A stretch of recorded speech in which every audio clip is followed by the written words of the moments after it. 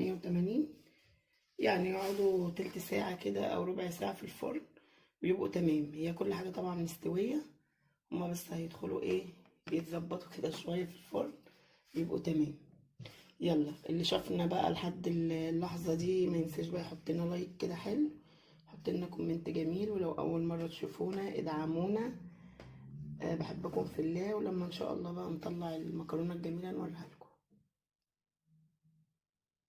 حبايب قلبي طلعناهم، بس طبعا ايه في ناس هتاكل دلوقتي، انا هقلب واحد وواحد كده. حبايب قلبي عملنا كده، قلبت واحد صغير اهو، شايفين الجمال، وهو ده الكبير. حطينا شيبسي كده، شكلهم بجد روعة الروعة اهو. ايه رأيكم بقى؟ مكرونة ملهاش حل، جربوها كده بالطريقة اللي انا عملت بيها ان شاء الله مش هتندموا. يلا ما تنسوناش في اللايك والشير، مع الف سلامة.